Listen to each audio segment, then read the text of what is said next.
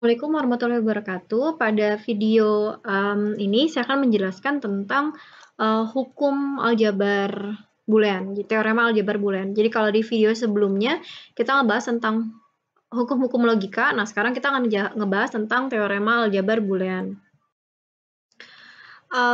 Sebenarnya secara konsep hampir sama ya dengan hukum logika sebetulnya. Hanya saja mungkin perbedaannya di sini adalah adanya perbedaan simbol gitu ya. Jadi perlu kita, perhatikan kalau sebelumnya di materi awal sekali, di video awal sekali saya pernah menyampaikan bahwa untuk rangkaian digital, true itu sama dengan 1, kalau false itu sama dengan 0 gitu kan ya. Nah, di sini juga sama dengan operator, and dan or.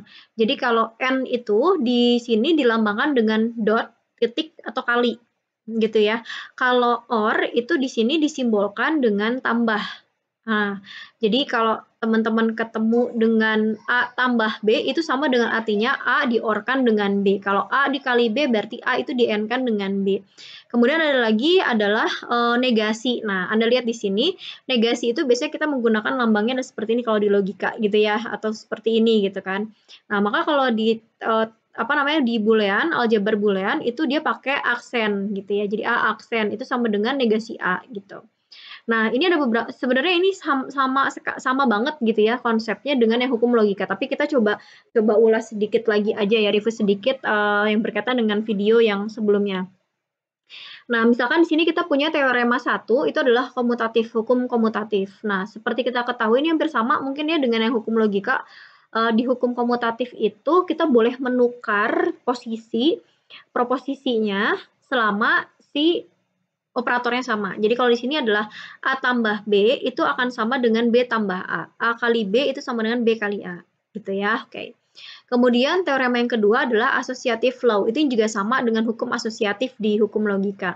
Jadi kita boleh memindahkan prioritas atau kurungnya boleh kita geser selama apa? Selama operatornya juga sama. Jadi A tambah B tambah C ya, A tambah B-nya itu kan dikurung itu itu sama kalau di asosiatif itu bisa jadi A tambah dalam kurung B tambah C gitu. Kemudian distributive law juga sama dengan hukum distributif ya, yang sudah kita pelajari di video sebelumnya.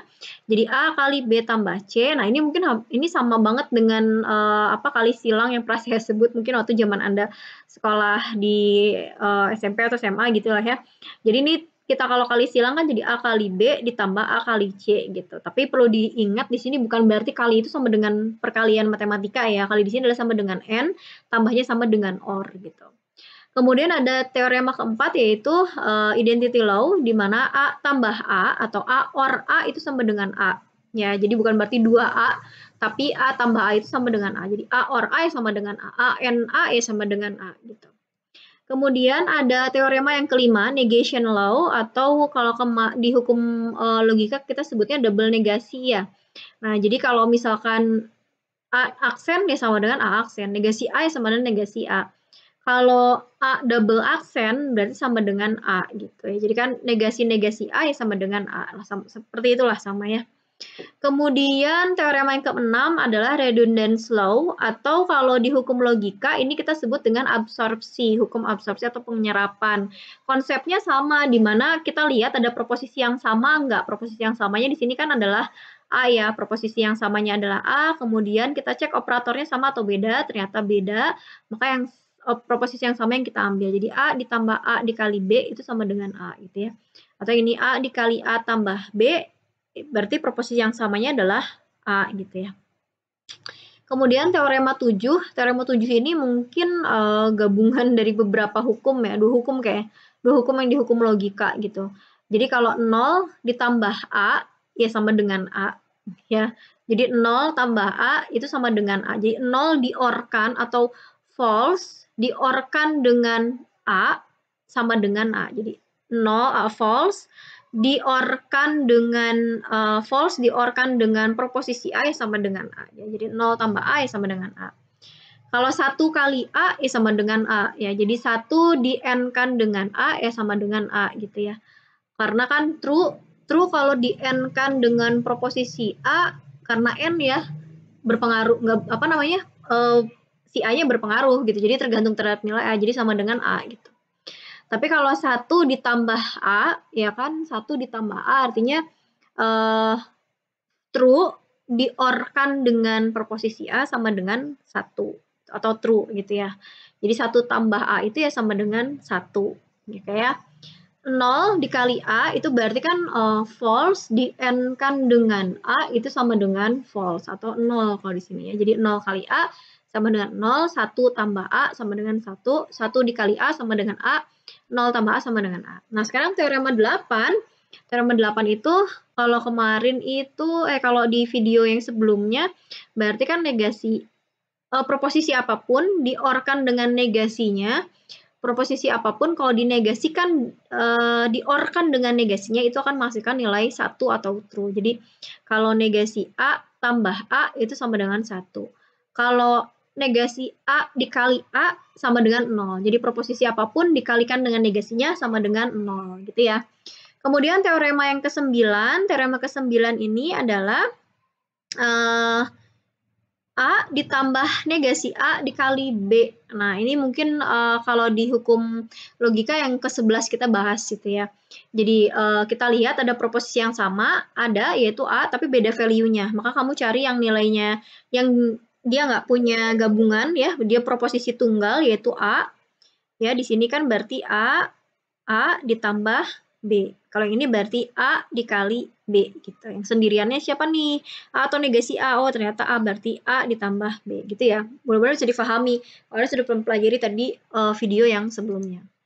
Nah, kalau untuk De Morgan ya sama ya, teorema De Morgan juga sama. Nah, kalau di sini negasinya tuh jadi bar gitu ya. Jadi kalau sebelumnya kan negasinya itu kan seperti ini ya, negasi dari A or B gitu kan, ya negasi dari A or B. Nah, kalau di aljabar boolean penulisannya adalah menjadi A, or-nya kan jadi tambah ya, tambah B. Nah, negasi ini biasanya dikasih bar di atas. Nah, ini menandakan bahwa A tambah B itu bernegasi gitu. Jadi negasi dari A tambah B.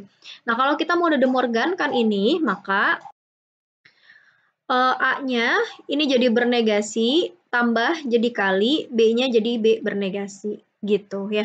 Jadi kalau misalnya saya punya kalimatnya kayak gini, negasi A dikali B misalkan ya, negasi dari negasi A kali B, berarti kan ini A-nya jadi ada 2 negasinya, kalinya jadi tambah, B-nya kan tadinya nggak ada negasi jadi bernegasi gitu ya. Ini jadinya double negasi jadi sama dengan A tambah B.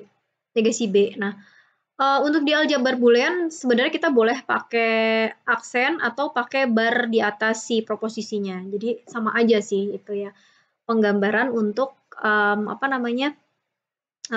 untuk negasi di aljabar boolean. Nah, mudah-mudahan bisa difahami. Jadi kalau menurut saya Anda jangan dipusingkan dengan nama hukumnya, dengan nama teoremanya, tapi mungkin Anda bisa coba pahami konsepnya gitu ya, konsep dari satu teorema dengan yang lainnya gitu.